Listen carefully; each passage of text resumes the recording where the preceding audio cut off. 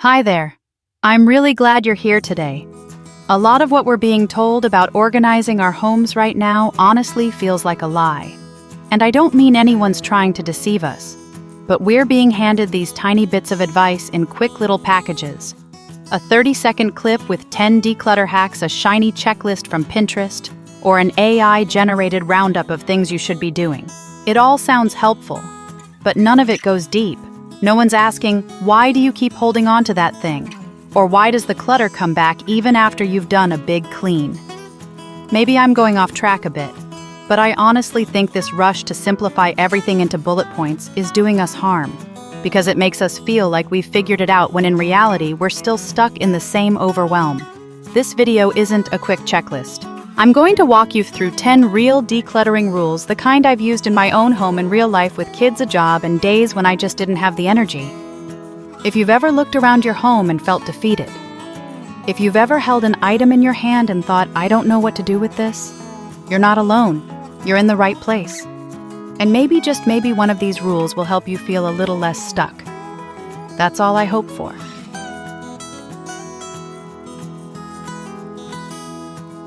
Rule 1. If it vanished today, would you actually buy it again? Okay, picture this. You're holding something random, a milk frother, a dusty candle holder, that weird spiralizer you used one time in 2018. You haven't touched it in years, but you still feel weird about letting it go. Why? Because it's already here. Because it used to be useful. Because maybe, just maybe, it'll come in handy one day when the stars align and you suddenly become the kind of person who spiralizes zucchini. Look, I've been there. I once held onto a giant waffle maker for a full decade. We used it once. My kids were in preschool. They're teenagers now. And guess what? No one in this house has asked for waffles since 2016. If it broke tomorrow, would I go out and buy another one? Absolutely not. And there's my answer. So here's the rule. If it disappeared today, would you spend your actual money and energy to bring it back into your life right now in this season? Not back when I used to host brunch, you. Not maybe someday, you. Current laundry's in the dryer, dishes in the sink, you. If the answer is no, then, hey, it's done its job. You got what you needed. It doesn't need to live rent-free in your house anymore. Also, quick heads up, tomorrow I'm sharing a few of my favorite quick but crazy effective cleanup tricks. Seriously, they save me on those I only have 15 minutes before guests arrive kind of days. So stay tuned for that. And if you're thinking, yeah, but what if I regret it later? Oh girl, just wait for Rule 2. That one's for you.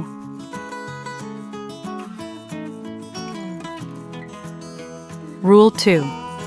If you forgot you had it, you don't need it. Let's be real, if you didn't even remember that thing existed until just now, you don't need it. If you had to dig through 3 junk drawers just to find it again, or it popped up while you were looking for something completely unrelated, that's a sign.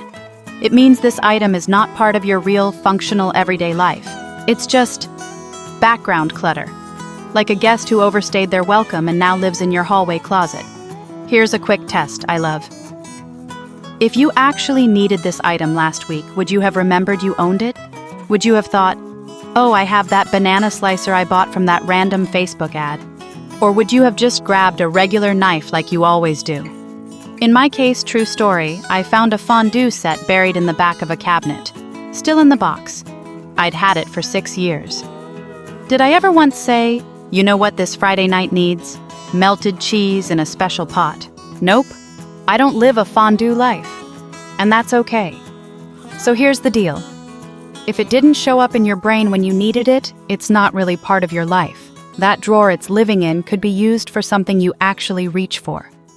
Next, we'll talk about a deceptively simple rule that helps you make fast, clear decisions. If it's not a solid yes, it's already a no.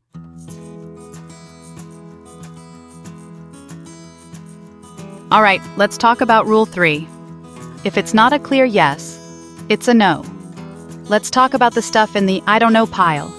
You pick it up, stare at it, tilt your head sideways like that's gonna help, and still think, well, maybe, I guess. I mean, it's not bad. That hesitation. That's your answer. If something isn't a clear, confident yes, it's already a no. Not a dramatic no. Not a throw it out right this second no. Just a quiet, peaceful, I don't need this in my life kind of no. Because let's be honest, if you really loved it, needed it, or used it, you wouldn't be hesitating. You'd know. I had a shirt like that, one of those good-for-work blouses that never actually made it out of the closet. Every time I tried it on, I pulled it right back off. Too stiff. Sleeves annoyed me, but it wasn't terrible, so I kept it. For 4 years. When I finally donated it, I felt like I could breathe again. Like my closet had one less lie in it. So here's your permission slip. You don't need a strong reason to let go. You only need the honesty to admit, this isn't a yes. Next, we'll flip the guilt script and turn donating into something that actually feels good.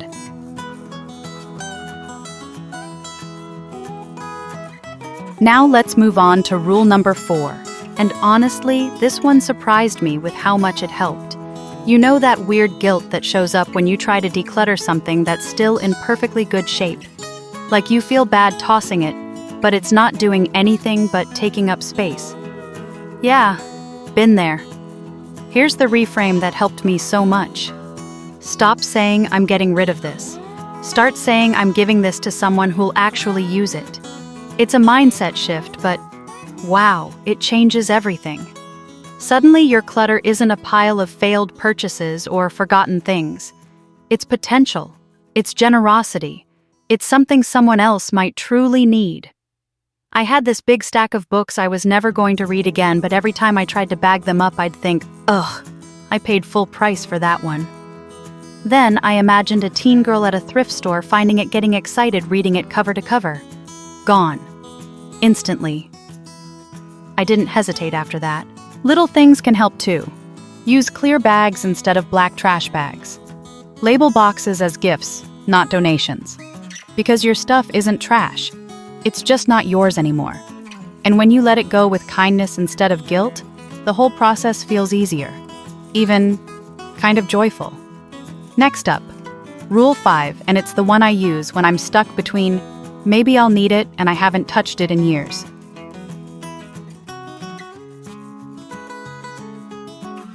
Alright, Rule 5 is one I lean on a lot, especially when I catch myself saying, but maybe I'll need this later. This is one of those sneaky rules that seems simple, but it reveals so much. We all have things in our homes that technically could be useful. A pineapple corer, a specific charger from 2011. That banana slicer you forgot existed until Rule 2. But here's the question. If you needed this item tomorrow, would you even remember that you own it? Or would you just grab something else, ask your neighbor, or run to Target? Because if it wouldn't even occur to you that the item exists, then honestly, it's not part of your life. It's just sitting there hoping to be needed while you dig past it, looking for stuff you actually use. I found a melon baller once, tucked behind the coffee filters. Have I ever balled a melon? Nope. Did I even remember I had it? Not until it rolled out and hit me in the toe. And in that moment I realized if this thing disappeared, I'd never notice. So when you're holding something and thinking, well, I mean, it's useful, pause and ask, would I have remembered this existed all on my own if I actually needed it? If the answer's no, it's just another object you're storing, cleaning around, and mentally accounting for. And you've got enough on your mind already. Next, Rule 6 is for anyone who's ever said, but what if I can't replace it? We're going to talk about what's truly hard to replace, and what's really not.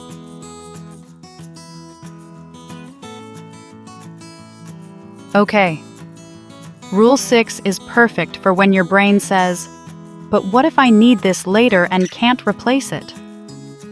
Let's be honest. There are things in your home right now that you haven't used in years, but they're still hanging around just in case. Just in case of what, though? A sudden punch bowl emergency. Let's get honest. If something is cheap, easy to borrow, or available in 10 minutes on Amazon, it doesn't need to live in your house full time. I had this giant drink dispenser, one of those oversized glass ones with the spout at the bottom. Used it once for a casual get-together. It looked great. And then it just sat there.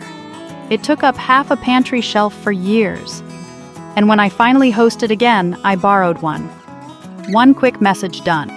We like to believe we're being prepared, but often we're just hoarding hypothetical situations. We're giving up physical space and mental breathing room for maybe. So here's your filter. Is this something I could replace or borrow easily if I ever really needed it? If yes, it doesn't need to live in your house 365 days a year. Let your home reflect the life you live most of the time, not the one you might live once every few years. Coming up next, Rule 7, is for those items tied to a version of ourselves we're not sure we even relate to anymore.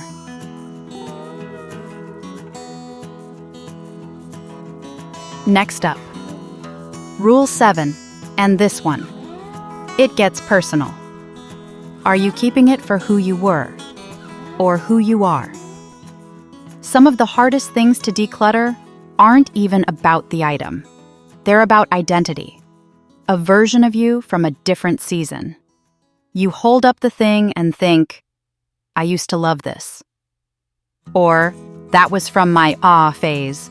Or the big one, I might get back into that. But here's the truth. If it doesn't fit the life you're living now, it's okay to thank it and let it go. I had a pair of heels like that. Expensive. Gorgeous. They used to make me feel powerful. But my current lifestyle. Let's just say if I can't walk a block in them or stand through a dinner, they're not for me anymore. Every time I saw them, I felt a little pang of guilt and a little pressure to be someone I'm not anymore. Letting them go wasn't giving up. It was giving myself permission to stop pretending. And honestly, that felt like exhaling after holding my breath for years. So, next time you're unsure, ask yourself, does this belong to the version of me I am now, or the version I used to be? Because your space should reflect your real life, not just your highlight reel or your history. Up next, Rule 8 for the things that technically belong to you, but maybe don't need to stay with you.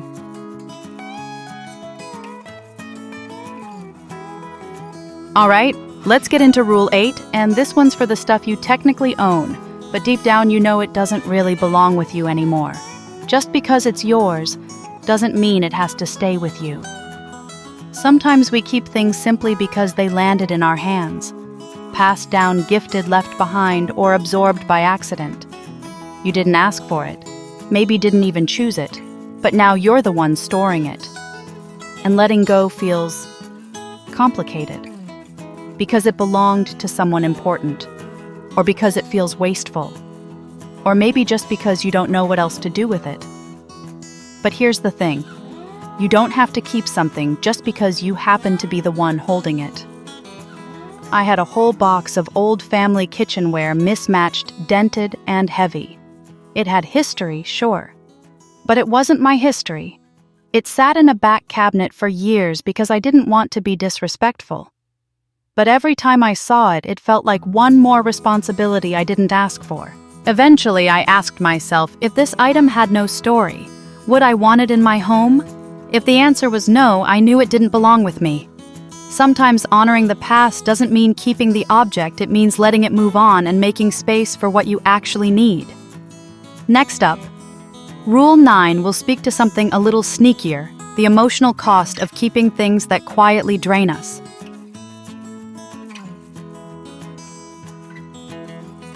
All right, we're getting close. Rule 9 is one I didn't even know I needed until I felt it in my chest. If it weighs on you, it's already too heavy. Not physically, emotionally. Some things in our homes look small but carry a surprising amount of mental weight.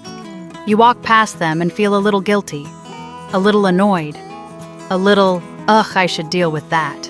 That's the weight I'm talking about. Sometimes it's a pile of unopened mail. Sometimes it's a sweater from a relationship that didn't end well.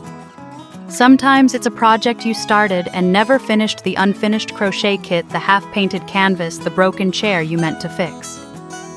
Here's the thing. If something in your space makes you feel heavy, tense, or quietly disappointed every time you see it, that's reason enough to let it go. You don't need to wait until it's completely broken or officially done. The fact that it drains you even a little means it's taking more than it's giving. I had a stack of old notebooks full of business ideas I never followed through on. Every time I saw them, I felt like I had failed something. When I finally recycled them, it felt like I was clearing out old pressure, not just paper. So ask yourself this: is this object supporting your peace, or subtly stealing it? Up next, Rule 10. The last one, and it's all about tuning into your gut, even when the logic isn't totally clear.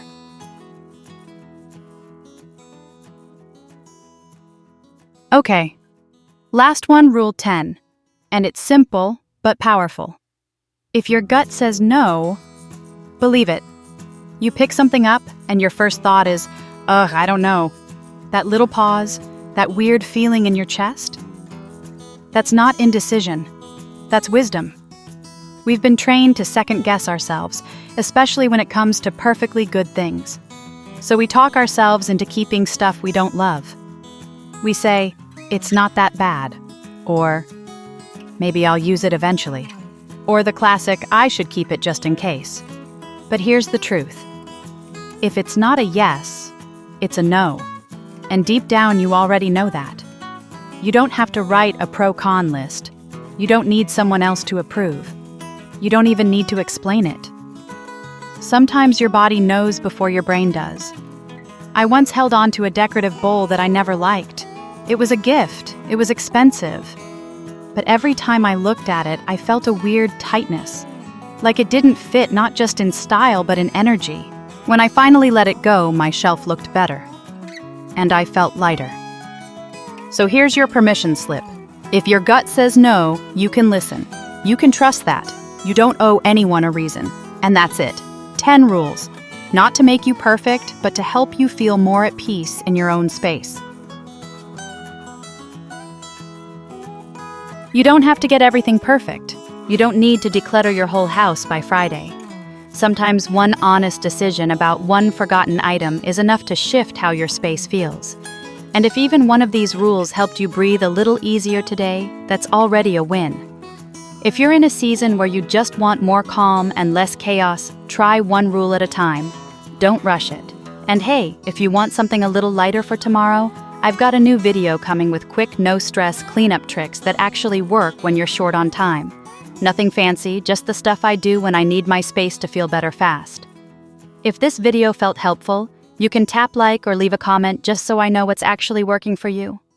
You deserve a home that feels like it's on your side.